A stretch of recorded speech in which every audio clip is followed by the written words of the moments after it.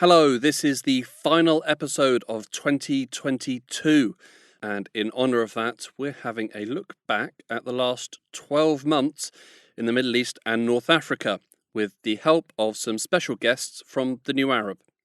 My name is Hugo Goodridge, and for the last time this year, welcome to the New Arab Voice.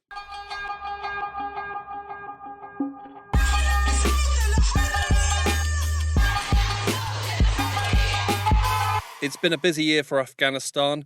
With new rulers, the country is moving forward to its next phase, but simultaneously has moved backwards. Joining us to discuss Afghanistan in 2022, it's the New Arab's Deputy News and Features Editor, Benjamin Ashraf. Thanks for joining us, Ben. Thanks for having me, Hugo. Ben, the Taliban started the year firmly in control of Afghanistan.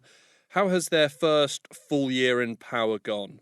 Well, Hugo, with the international community and NATO in particular switching their attention away from Afghanistan and almost absolving themselves from previous political responsibilities, the Taliban have therefore tightened their grip around the social and political fate of Afghanistan. And so rather than a return to stability, Afghanistan has now entered into a new state of insecurity. ISIS-K have renewed insurgency campaigns. ISIS-K, they are the Islamic State in Afghanistan, correct? That's right. And there's also been intermittent border skirmishes along the Durand line with Pakistani security forces. The number of IDP, so that's internally displaced persons, has also rocketed to over 820,000.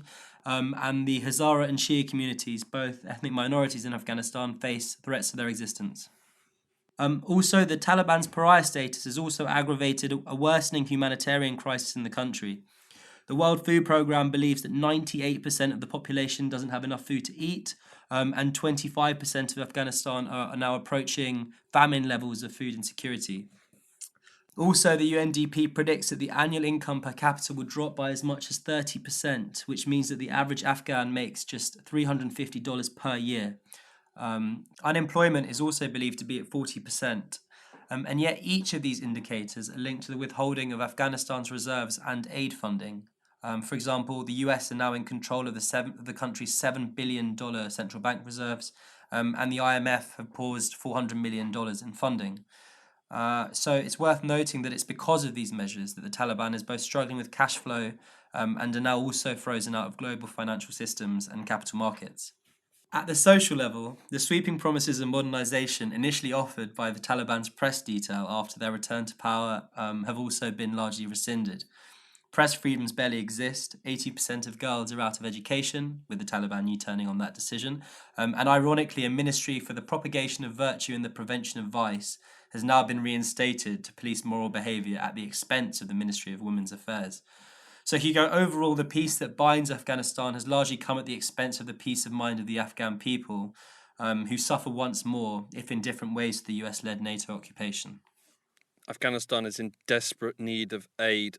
Have they managed to restart that aid over the year? Well, Hugo, there were efforts. At the end of January, a Taliban delegation led by Foreign Minister Amir Khan Muttaqi travelled to Oslo in Norway and met senior figures from Britain, France and Norwegian foreign ministries. On their first visit to Europe since the fall of Kabul in August 2021, the Taliban sought to gain international recognition, which still eludes them, as well as the releasing of billions of dollars in Afghan central bank assets. For their part, the Western diplomats believed the talks would serve as an opportunity for Western nations to extract concessions from the Taliban. What concessions did they want? Well, primarily issues relating to human rights, in particular those relating to women and minorities, such as the access to education, health services, the right to work, and the freedom of movement. As has been discussed, each of these has deteriorated since the Taliban returned to power. Well, I think they need to be held accountable, and they have to deliver on some of these very clear expectations. The talks in Oslo were not about a concrete agreement, and there was no signature, but there was, as far as I can hear from reports, productive conversations between Afghans in civil society and the Taliban, and between delegations from individual countries. That was Norway's Prime Minister speaking ahead of a UN Security Council meeting on Afghanistan. Ben, would we say these talks were a success? Regrettably, I can't say so. Once again, promises were not kept. I'll give some details now. On March the 17th, the Taliban announced that schools would open for both boys and girls, but only 5 days later, on March the 23rd, it was announced that girls would be banned from secondary schools, citing Islamic principles.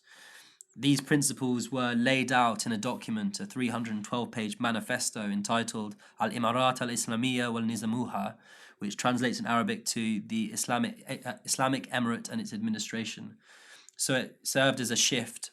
Divine rather than man-made laws would now govern the system. And regrettably, again, Afghan women have bore the brunt of this revisionist form of theological governance.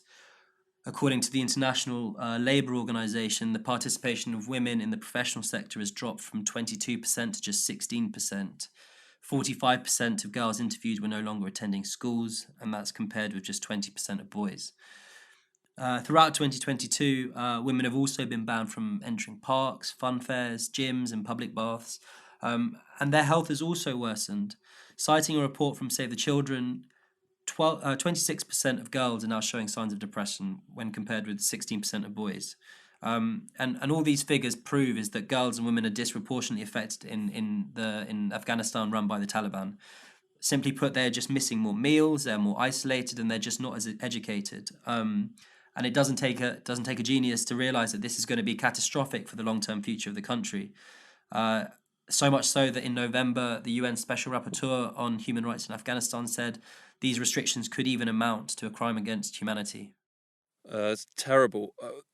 Afghanistan did disappear for a while, but burst back onto the front pages around the world when the US conducted a drone strike in the center of the capital, Kabul, in July. What happened there? Indeed.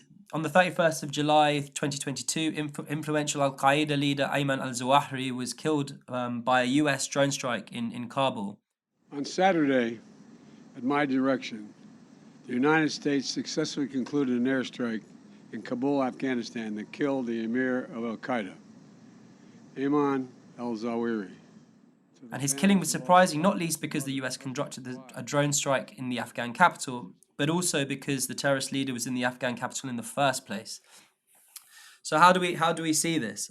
I mean, I'd say that his presence in Kabul capped off the complete failure of the US invasion of Afghanistan.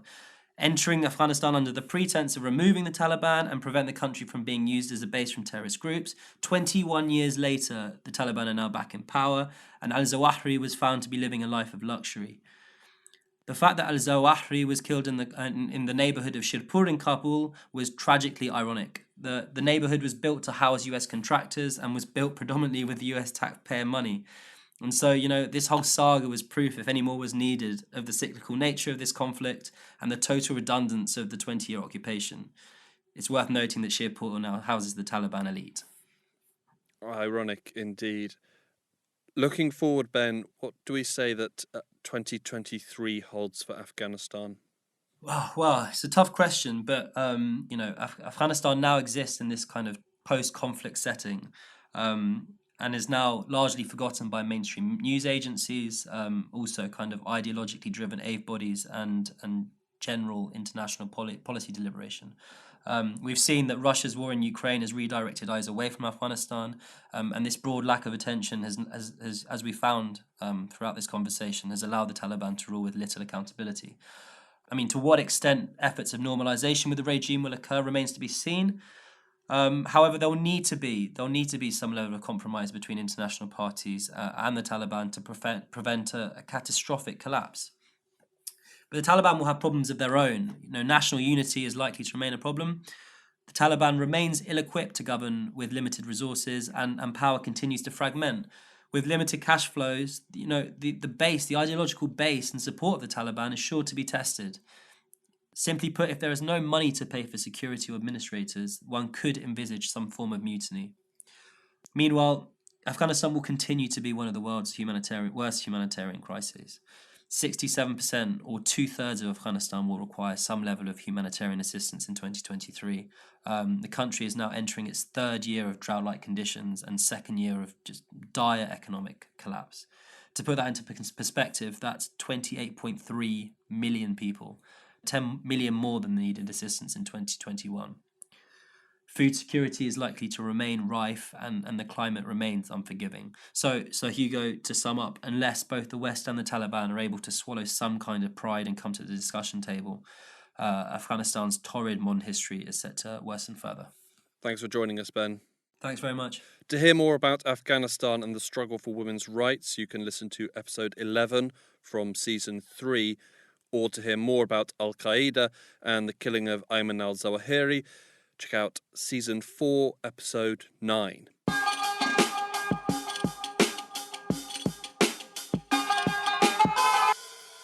Turkey has been at the epicenter of global political events this year. To get us up to speed with what's been happening, we're joined by New Arab journalist and producer of the New Arab Voice. It's Rosie McCabe. Hi, Rosie. Hi, Hugo.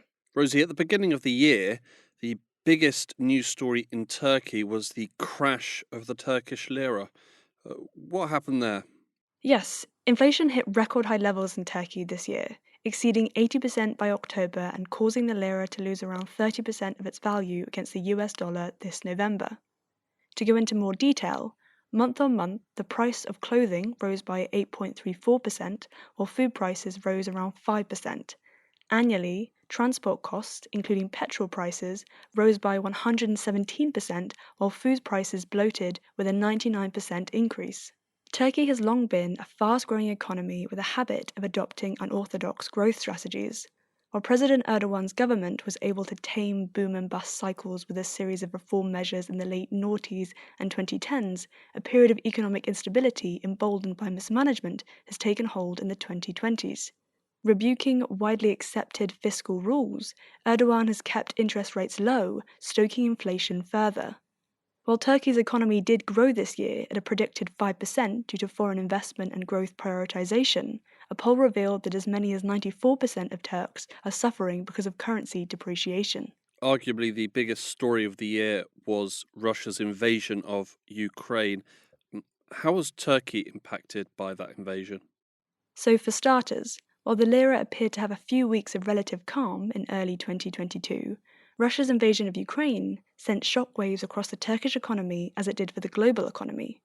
Ankara's response to this was carefully calculated.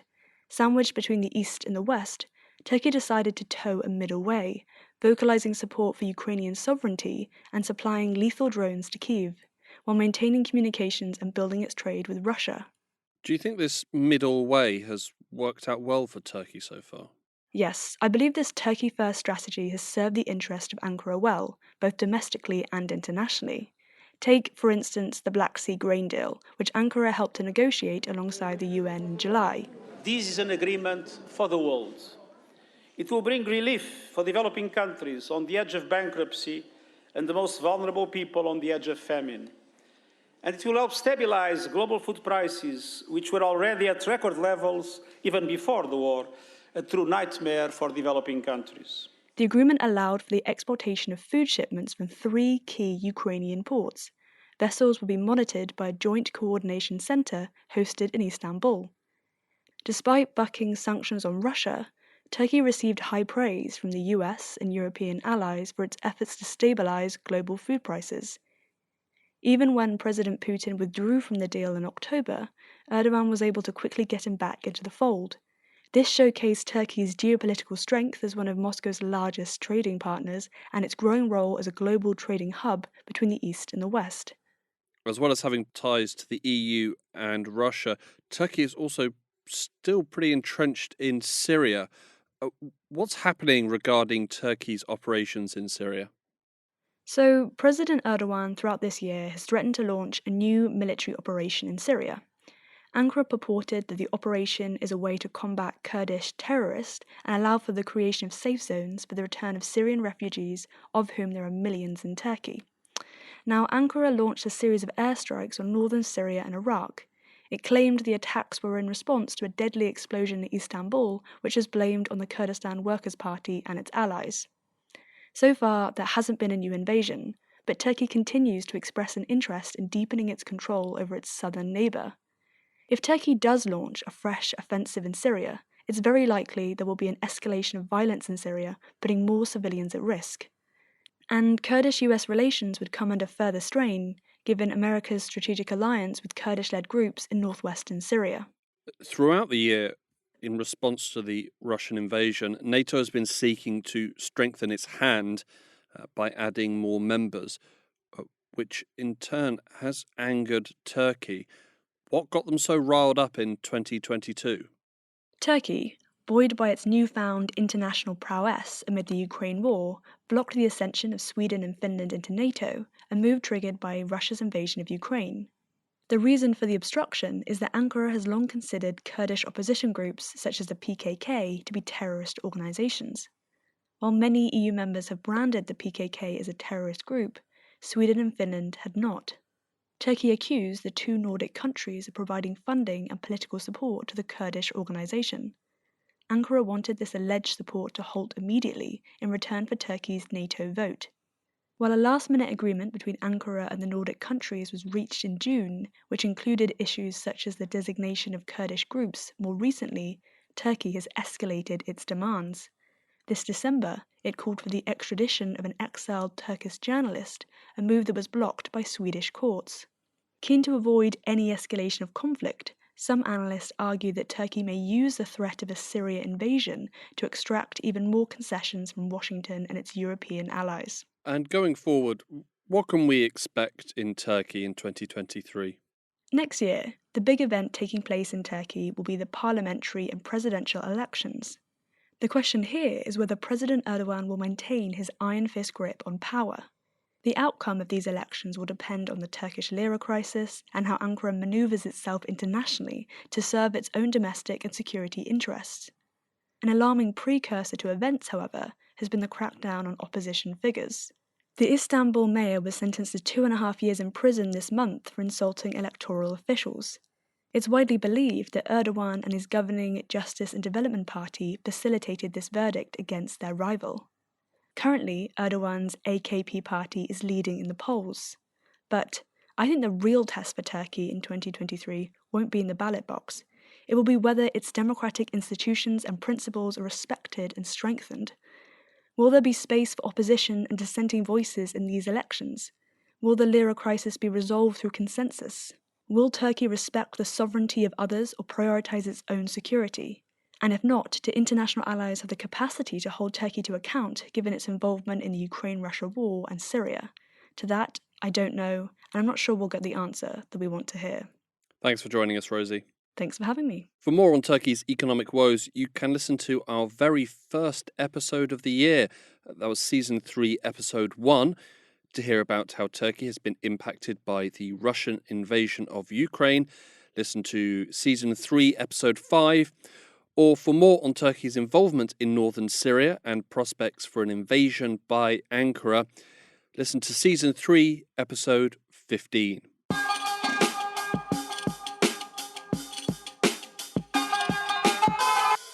Over the past 12 months, Israel and Palestine have witnessed some monumental changes and upheaval, in addition to a continuation of the brutal apartheid policies that have developed over the years. Here to talk about 2022 in Israel and Palestine, we're joined by the New Arab's correspondent in East Jerusalem, Ibrahim Hosseini. Thanks for joining us, Ibrahim. Thanks for having me. Israel started 2022 with one relatively new government, but has ended the year with a whole new government. Can you tell us what happened there? That's right, Hugo. During 2022, the governing coalition that secured the top seat of former Israeli Prime Minister Bennett saw a number of defections. That eventually pushed them over the edge. The death knell came when two Palestinian lawmakers within the coalition refused to recertify a measure that upholds Israeli law for illegal settlers across the West Bank. The two coalitions from the left voted against the extension because they oppose the dual system, which favors Israelis in the West Bank. One of them is a member of the Arab Islamic Party, dubbed Ram in Hebrew, and the other member from the leftist Meretz Party. The law was passed after the 1967 Six-Day War to circumvent international laws restricting the extension of an occupier's legal system into occupied territory. On June 20th, Bennett announced that his governing coalition would dissolve, ensuring that Israelis would be heading back to the polls for the fifth time in less than 4 years. And what happened at the election? Okay, so in the run up to the election, it was expected that the voter turnout among Palestinians who are allowed to vote would be very low. Rather than running on a joint list as has previously happened, the main Arab parties ran separately, which raised fears about a rout at the ballot box. Polls in the country suggested that Israel would see the return of Benjamin Netanyahu, but that he would be returned to office with narrow majority. And on the night of the election and in the days counting after, he did come through as winner. הדרך שלנו, דרך הליכוד, הוכיחה את עצמה. אני מזכיר לכם של-52 מנדטים בבחירות... Netanyahu's right-wing Likud party had won 32 seats in Israel's 120-seat parliament, combined with 18 from the ultra-Orthodox Jewish parties and 14 from the rising extreme right-wing alliance called Religious Zionism. That gave the bloc supporting Netanyahu 64 seats. And religious Zionism, who exactly are they? Yes, they are an alliance of three extreme parties. They're fiercely anti-Palestinian, pro-settlers who make no effort to hide their intentions of removing Palestinians from the country. They are also anti-LGBTQ. One of the members of the fascist alliance is Itamar Ben-Gvir. He's an extremist known for his racist anti-Palestinian rhetoric and incendiary calls for Israel to annex the entire West Bank. In an extremely worrying development, Hugo, he is seeking to be named as Public Security Minister. This post would put him in charge of the police. Ben-Gvir has called repeatedly for the security services to use more force in repressing Palestinians, such as further relaxation of the gun laws, as if the Israeli forces are not trigger-happy as it is. Another is providing a shield for police officers from legal questioning. As well as unwelcome returns in the world of politics, Palestine also said a tragic goodbye this year when Shireen Abu Akleh was murdered. Ibrahim, who was Shireen and how did she die? Yes, Hugo, a sad incident. Shireen was a Palestinian journalist who worked for Al Jazeera, a household name, not just in Palestine, but in the Arab world as well. And for many, she had been an important source of information for many years.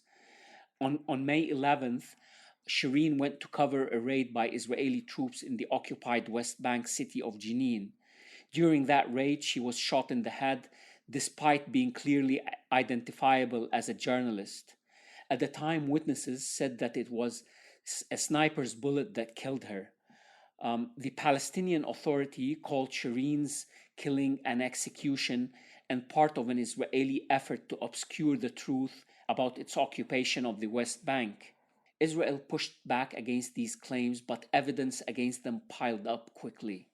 In the days that followed, Shireen's murder was condemned by the UN, EU, and US, who urged that an investigation be held but really failed to push for any genuine accountability.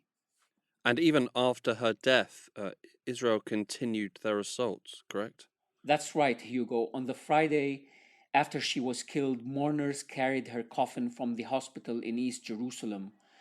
During this procession, Israeli police charged at and brutally assaulted pallbearers carrying Abu Akleh's casket.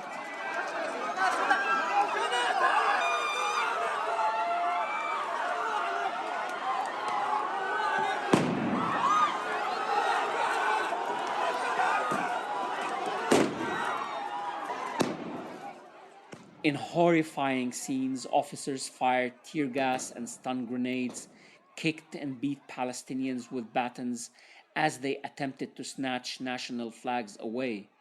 The assault almost caused the coffin to be dropped to the floor.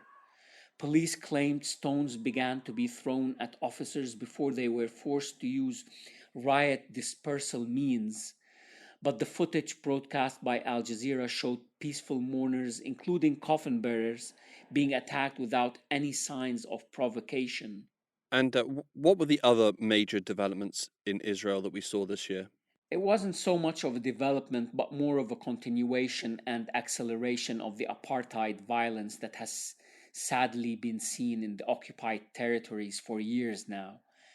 The attacks by Israeli forces continued across the West Bank, and in the run-up to the Israeli election, illegal Israeli settlers groups were responsible for much of the violence. This included cutting down olive trees, attacking shops and homes, throwing rocks and shootings. Israel also conducted yet another assault on Gaza. Between the 5th and 7th of August, they launched some 147 airstrikes against Gaza. This resulted in the death of at least 49 Palestinians, including 17 children, according to the Gaza Health Ministry. And looking forward, Ibrahim, what can we expect in Israel and Palestine in 2023? I'm not optimistic at all. This happened under the so-called government of change without Netanyahu and Ben Gvir and Smotrich in power. Now, with the onset of the new government led by Netanyahu and Ben Gvir and Smotrich, we can only expect more assaults, unfortunately. Thanks for that, Ibrahim. My pleasure. To hear how Israel has pushed back against Amnesty International's report on apartheid Israel, you can listen to Season 3, Episode 6, or you can check out our episode on the struggles of reconstruction in Gaza. That's Season 3, Episode 10. In Season 3, Episode 13, we examined the murder of journalist Shireen Abu Akleh and remembered her life and work. In Season 4, Episode 11, we examined how big tech companies in the US were seeking to silence Palestinian activists. And finally, in Season 5, Episode 2, we took a deep dive into the recent Israeli elections and the rise in settler violence in the West Bank.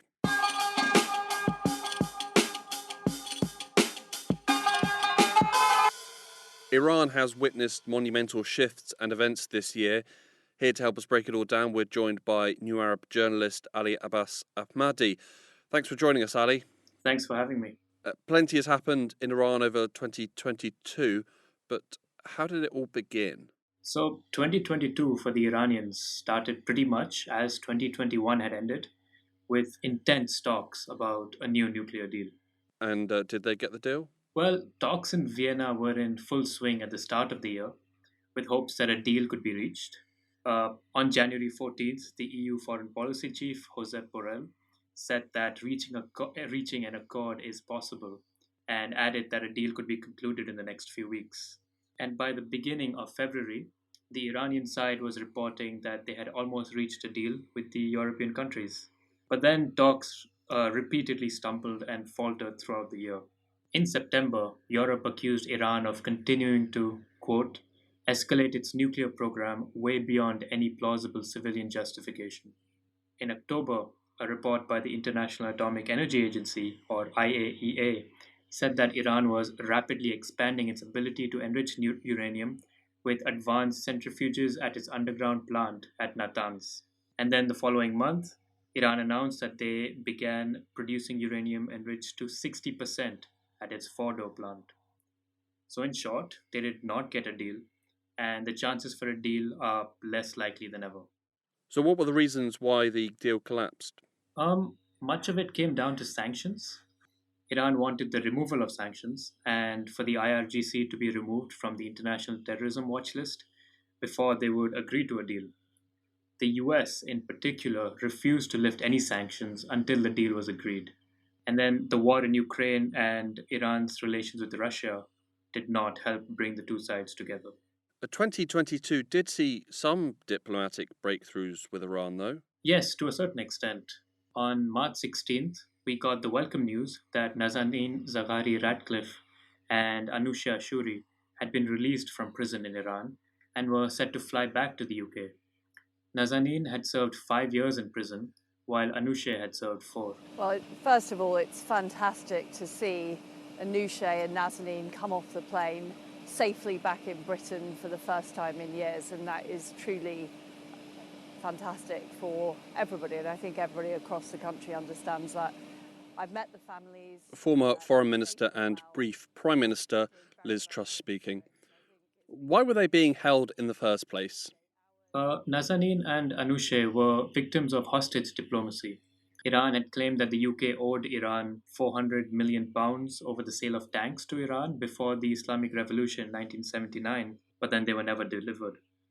Nazanin had been arrested in 2016 and imprisoned ever since, while Ashuri was arrested in 2017 on charges of spying and spent 4 years at the notorious Evin prison.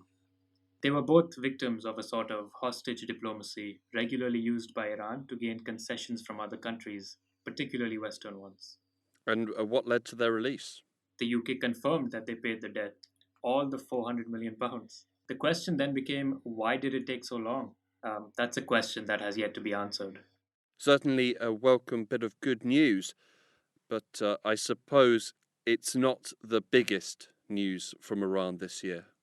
No, not at all. By far, the most consequential event in Iran this year has been the ongoing protests that have swept the country.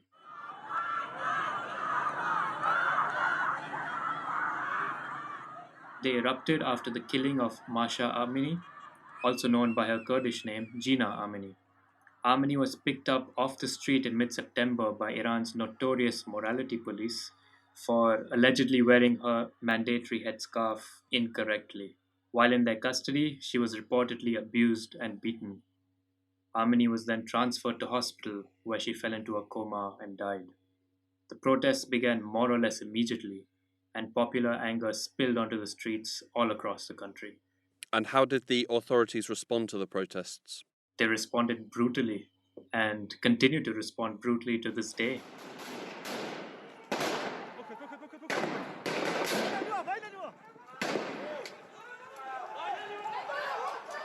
According to human rights activists in Iran, at least 495 people have been killed, including 38 women and 68 children, and a further 18,426 have been arrested.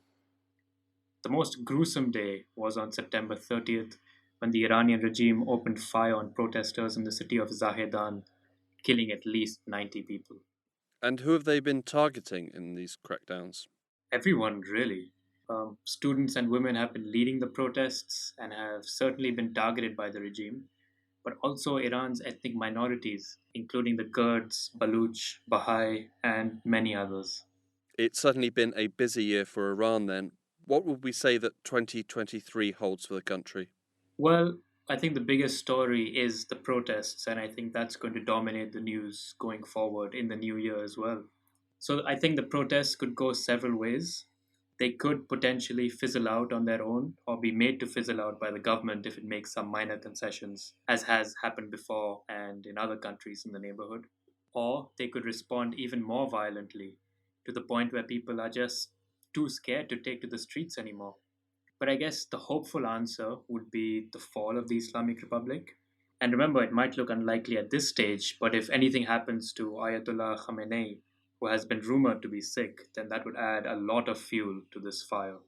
And I think that would be a welcome celebration in the short term, but if any other revolutions in the neighborhood are anything to go by, that could lead to just prolonged violence, more turmoil, and a whole host of other international players getting involved. And all of this is, of course, amid a very uncertain economic backdrop as the noose of sanctions against Iran and top officials grows even tighter. Thanks for joining us, Ali. Thanks a lot for having me, Hugo. For more on Iran, you can listen to Season 3, Episode 8 for our exclusive interview with freed prisoner Anousheh Ashuri, or Season 4, Episode 4, where we delve into Russian-Iranian relations, and Season 4, Episode 13, and Season 5, Episode 6, which both examine the ongoing protests in Iran.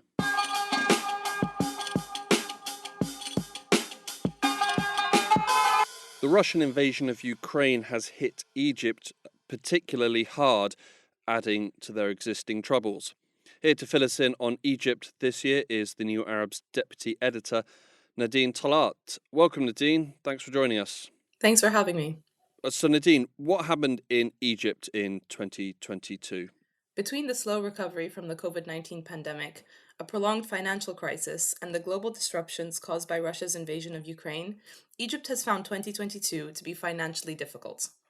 Egypt is the world's largest importer of wheat, which is a staple in feeding its population of more than 100 million, and the skyrocketing price has severely affected the country's budget. In the previous year, Egypt spent $2.7 billion on wheat. This year, it will spend $4.4 billion. Of the wheat it imports, 85% comes from Russia and Ukraine. The wheat shortages and rising costs prompted the government to request a $500 million loan from the World Bank to buy wheat in June. Similarly, the annual cost of Egypt's oil imports rose from $6.7 billion to $11.2 billion. Throughout the year, much-needed foreign currencies flowed out of Egypt, devaluing the local currency. According to experts, the Egyptian pound lost between 20 to 25% of its value to the US dollar in 2022. All of this, of course, means misery for the Egyptian people, a third of whom already live in poverty.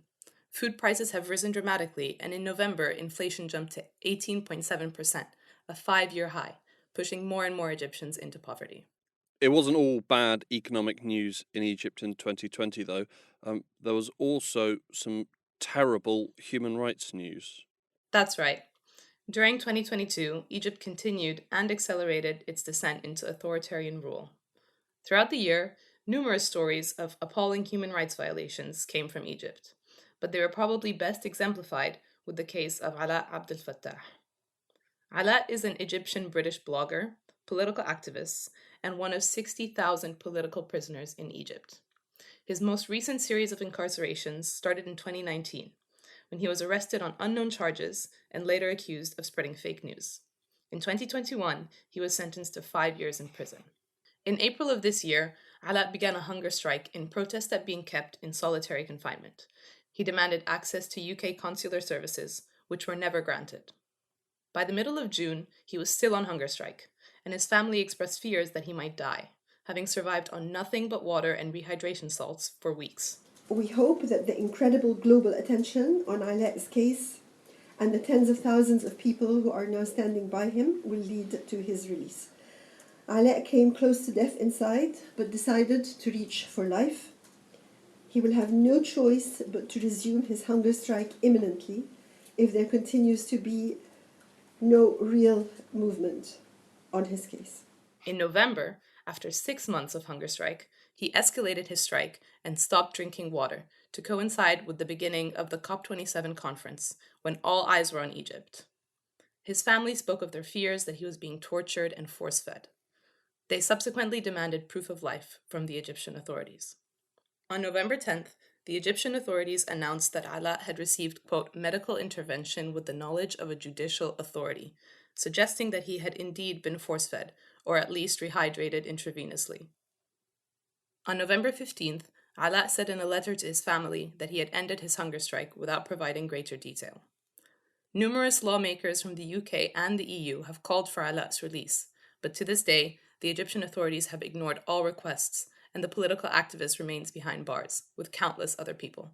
In spite of their human rights record, Egypt, as you mentioned, was chosen to host this year's COP conference. How did that go for the Egyptians?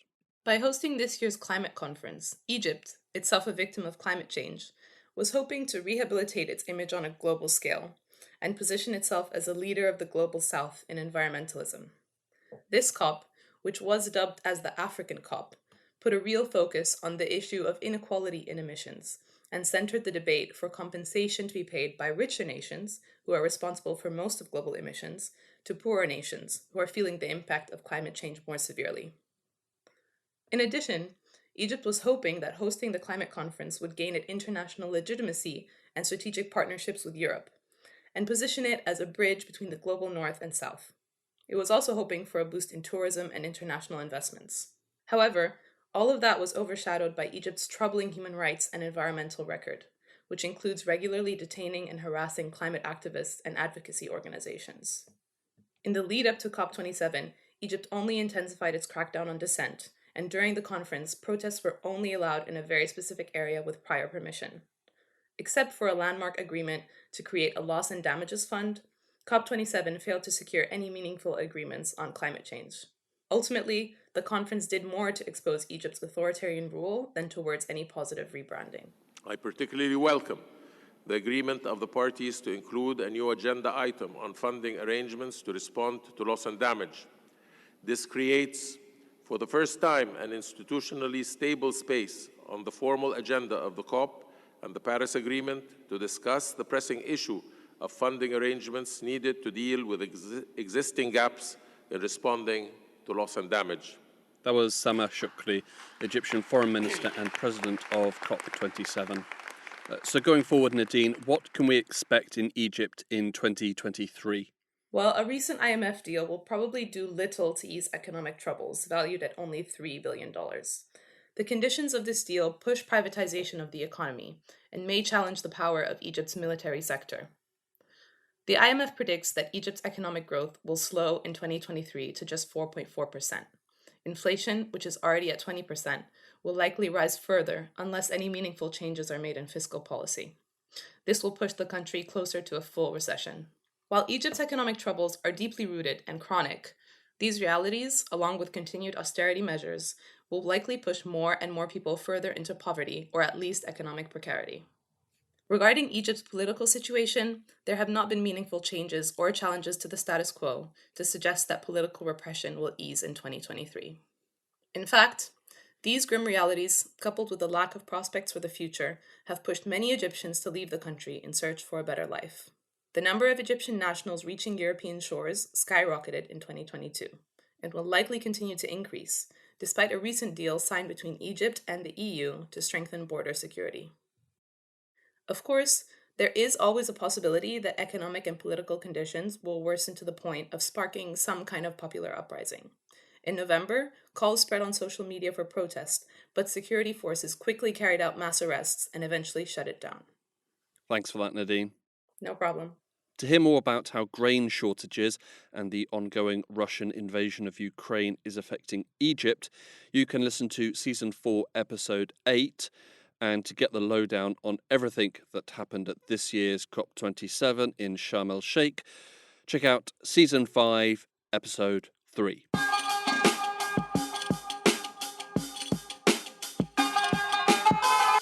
Throughout 2022, Iraq has continued to find its way in a post-conflict environment and encountered numerous struggles along the way. To guide us through Iraq over the past 12 months, we're joined by the New Arab's Iraq correspondent, Dana Garib. Hi, Dana. Thanks for being here. Thanks for having me. The major political crisis that erupted in Iraq in 2021 has continued into 2022. What are the major developments that we've seen this year? At the start of the year, on January 9th, the parliament met to swear in members of the parliament and re-elect influential Sunni politician Muhammad al-Halkusi as speaker. However, when it came to the issue of forming a government and deciding which bloc held the majority in parliament, things quickly fell apart, and the session ended with members of the parliament fighting on the floor. According to the Iraqi constitution, a president must be elected within 30 days of the election of a parliament speaker, but that deadline came and went, with lawmakers failing to agree on a consensus candidate. These disagreements continued, with various political parties putting forward their desired candidate for the presidency. Efforts to fill this void were dealt a heavy blow on June 13th, when all 73 MPs from Muqtada al-Sadr's bloc resigned from the parliament and were then subsequently replaced. After this, the coordination framework bloc, led by former Iraqi Prime Minister Noor al-Maliki, grew to 130 seats in the parliament. And did that put an end to the crisis? Definitely no. Far from it. The coordination framework bloc is primarily made of Iran-backed parties, and on July 27, followers of Muqtada al-Sadr, angered by the Iranian influence, breached the fortified green zone in Baghdad and the Iraqi parliament. Al-Sadr called on his supporters to go home. A few days after they stormed parliament on August 3rd, Al-Sadr called for snap elections, but by the end of the month, on the 29th, he announced that he would be retired from politics. His supporters were undeterred and later that day stormed the presidential palace government building in the fortified green zone. During the clashes with armed security forces as well as Iran-backed Shia militias, at least 30 people were killed, mostly being supporters of al-Sadr.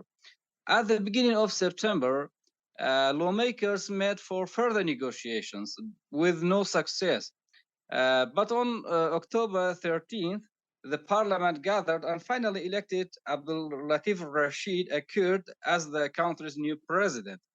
Rashid then tasked Muhammad Shia al-Sudani with forming a government and becoming prime minister. Despite being asked, Muqtada al-Sadr has said that he would not serve in the government.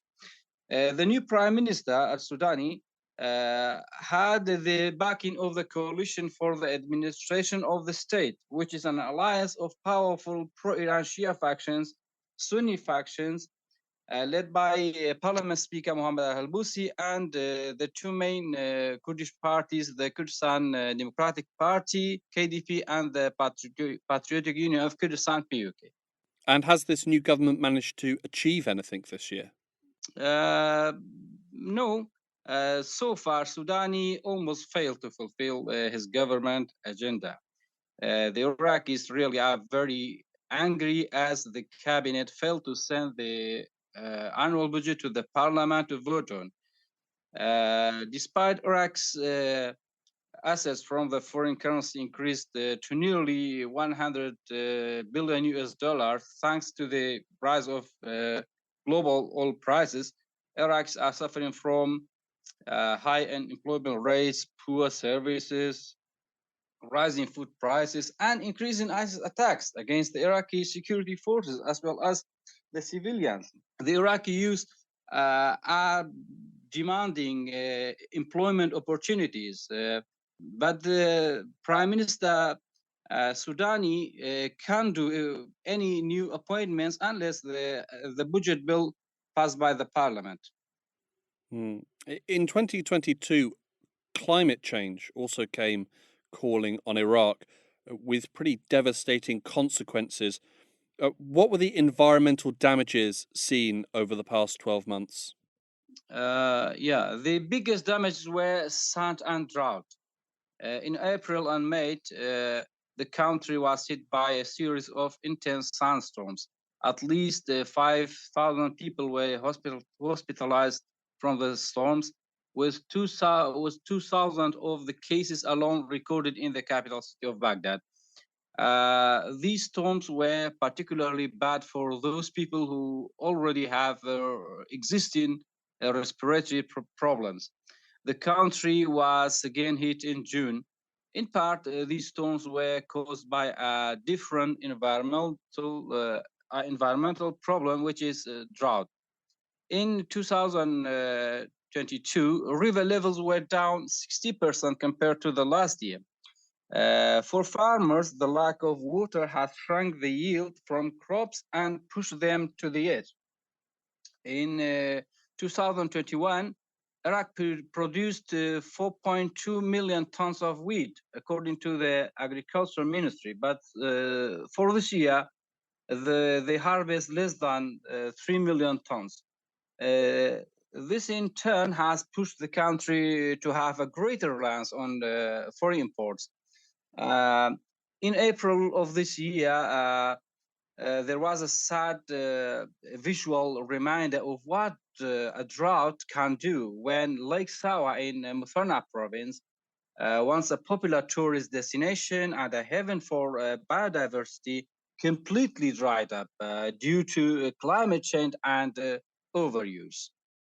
And going forward, what can we expect in Iraq in 2023?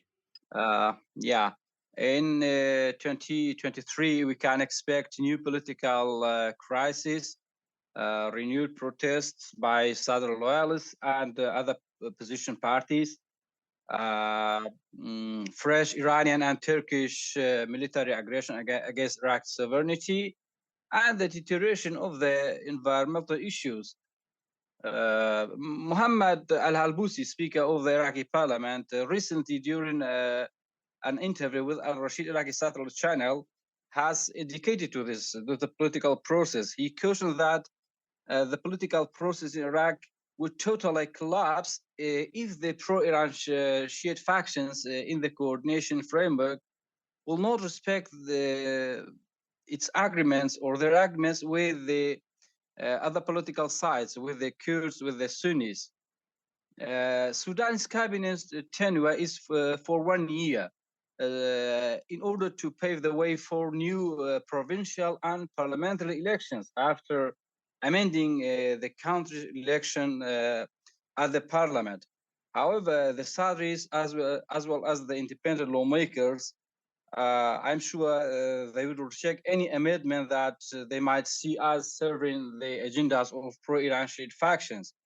Accordingly, the Sadris will take the streets again if the elections are not held by October 2023.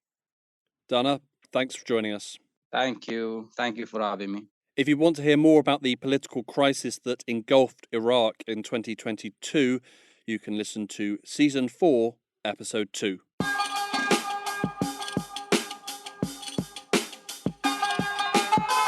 Both Lebanon and Syria have been in and out of the news for much of 2022 for a variety of reasons, although generally not good ones.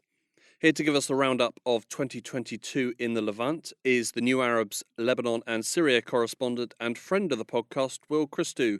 Thanks for joining us, Will. Good to be back. Starting with Syria, Will, Assad's brutal rule over the country continues, but there are parts that remain outside his control still. What have been the major moments of the conflict in Syria this year? So the front lines in Syria have largely remained unchanged since March 2020. And that's when Turkey briefly pushed into northwest Syria and fought the regime before Russia played peacemaker. This year was no different. No major battles took place. However, the peace remains tenuous, particularly in the country's northeast, and it's possible we're going to see a confrontation there in the new year. After the horrific bombing in Istanbul's Taksim Square in November, which left at least 6 people dead, Turkey stepped up its bombing campaign in northeast Syria. And the country has placed the blame for the Taksim Square attack on the PKK, which the Kurdish leadership in northeast Syria is connected to, and Turkey's promised an invasion in retaliation. So far, Russian and U.S. diplomacy has staved off a Turkish assault, but the final decision really lies with Turkey.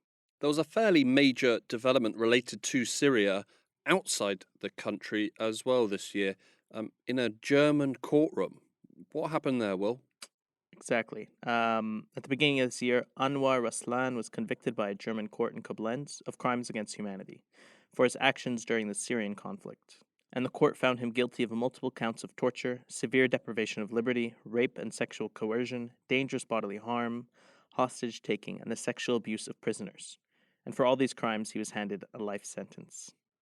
And now this was an important moment for justice in the Syrian conflict, which rarely sees accountability, and also a win for the principles of international justice. I am so happy.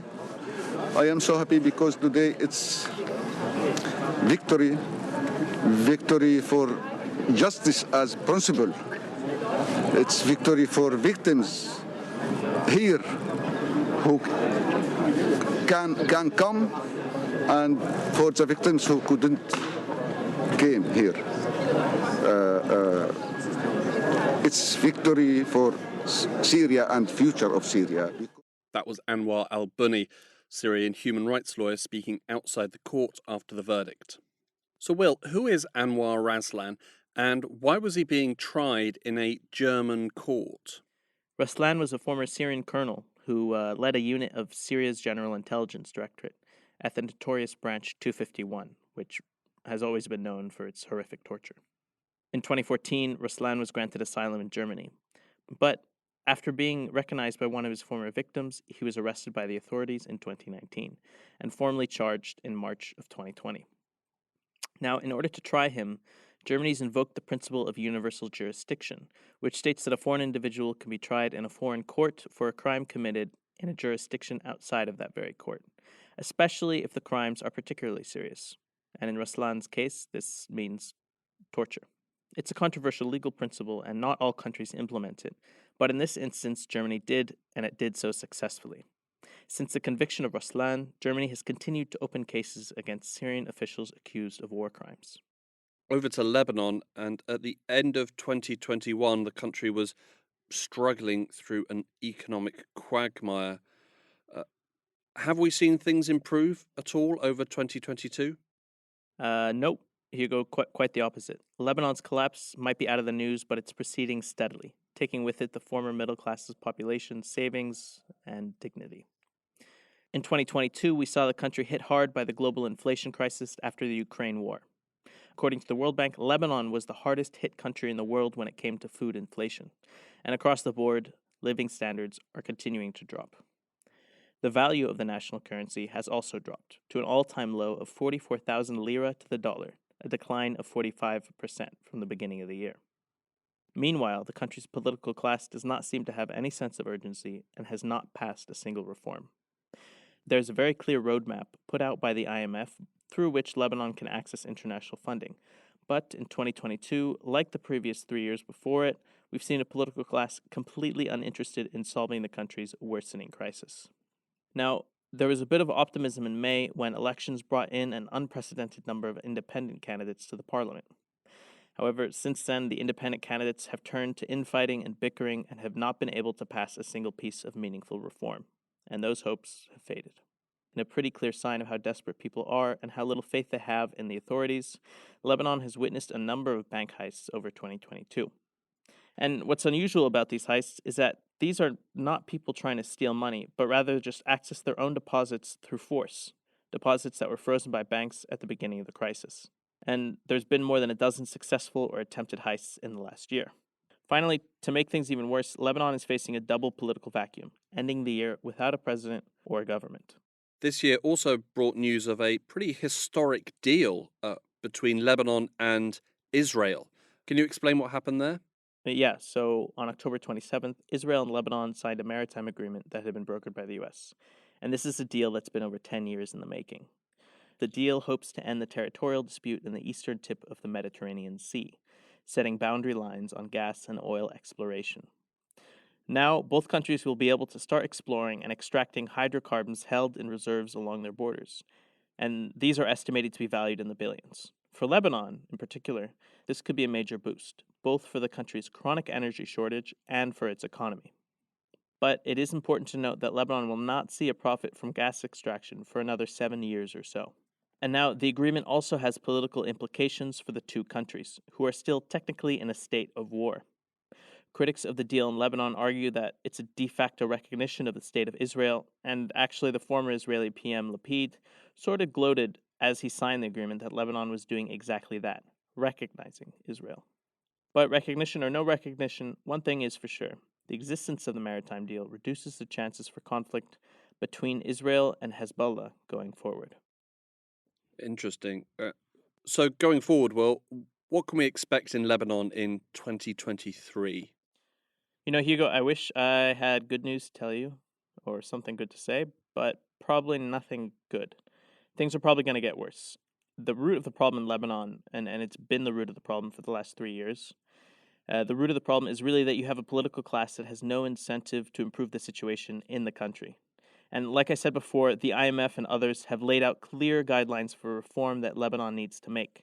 But 3 years on from the beginning of the crisis, Lebanon has adopted exactly 0 of those reforms.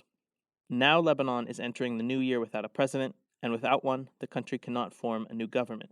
The country's parliament has held 10 consecutive rounds of voting to find a new president, but no clear frontrunner has emerged.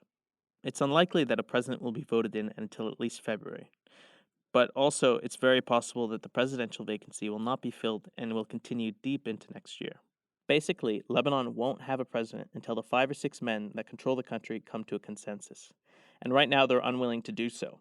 And everything in terms of reform and solving this crisis will be on hold until they do.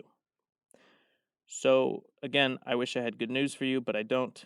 In 2023, expect deadlock in Lebanon and an even worse humanitarian and economic situation. Thanks very much for that, Will. My pleasure. To hear more about the trial of Anwar Raslan and post-conflict accountability, check out Season 3, Episode 3 for the lowdown on what Lebanon's most recent elections mean for the country.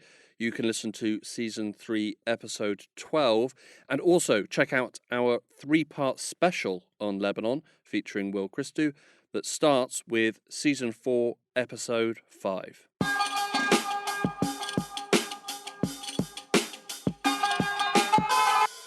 That's all for this episode, this season, and this year. From all of us at the New Arab Voice, we want to thank everyone who has shared their stories and insights over the past 12 months, and we want to thank you for joining us for this season. Your support means a lot to us. We've covered a lot this year from every corner of the region, some of those things we spoke about today, but there's plenty more.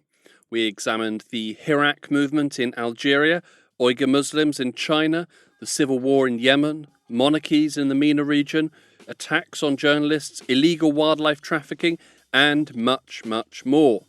You can listen to any of our previous episodes on all major podcast platforms. You can also check out our Instagram page and Twitter account, both at The New Arab Voice, for additional content. We also have a weekly newsletter, which you can sign up for. Find the link in the show notes. You can subscribe to the podcast so you never miss an episode, and you can also rate and review, which helps us spread the word. From all of us at The New Arab, we wish you a happy Christmas, holidays, and New Year. Don't forget to follow The New Arab on Facebook, Twitter, and Instagram for all the latest news, analysis, and opinions from the region.